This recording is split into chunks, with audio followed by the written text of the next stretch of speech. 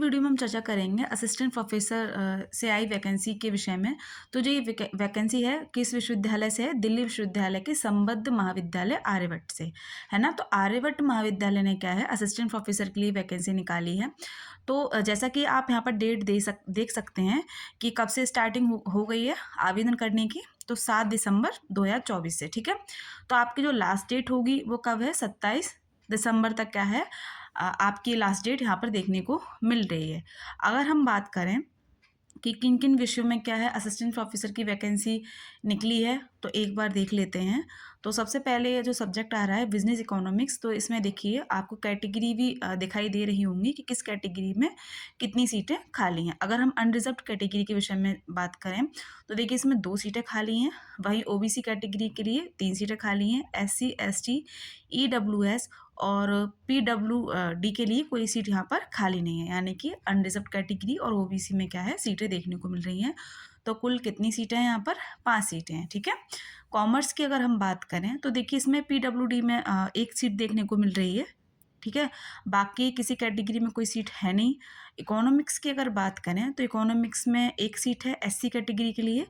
तो जो student SC category से हैं, जिनका विषय इकोनॉमिक्स है, तो वो यहाँ पर क्या अप्लाई कर सकते हैं, ठीक है।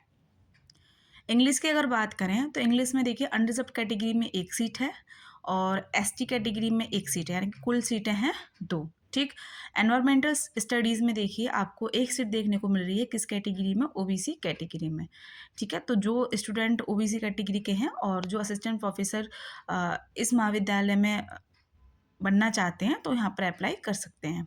अगर हम बात करें हिंदी की तो देखिए हिंदी विषय सिर्फ 1 सीट ही देखने को मिल रही है ईडब्ल्यूएस कैटेगरी में, ठीक।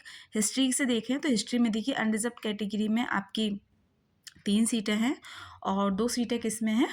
ओबीसी कैटेगरी में। तो कुल सीटें कितनी हैं हिस्ट्री में? 5 सीटें हैं, किसके लिए? असिस्टेंट प्रोफेसर के लिए। अगर हम बात करें मैनेजमेंट स्टडीज़ की तो देखिए इसमें 1 सीट आपके अनरिजर्व्ड कैटेगरी में है और 1 सीट क्या है आपकी ओबीसी कैटेगरी में है और 2 सीटें किस में हैं? एससी कैटेगरी में।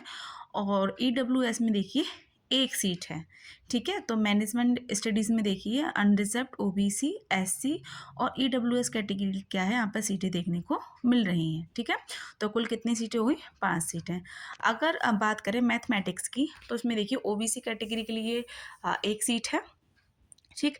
म्यूज़िक की बात करें तो म्यूज़िक में देखिए 1 सीट देखने को मिल रही है। वहीं पॉलिटिकल साइंस में अनरिजर्व्ड कैटेगरी में 4 सीटें हैं। तो कुल कितनी सीटें हैं? 4 सीटें हैं। अदर किसी कैटेगरी में कोई सीट नहीं है, ठीक है।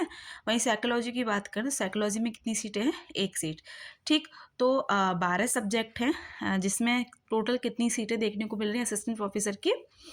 28, जिसमें हमने देखिए पीडब्ल्यूडी में 1 सीट देखने को मिली, ईडब्ल्यूएस में 2 सीटें हैं और एसटी में 1 सीट है और एससी में 3 सीट देखने को मिल रही हैं। वहीं ओबीसी में 8 सीटें और अनरिजर्व्ड कैटेगरी के लिए 13 सीटें हैं, ठीक है।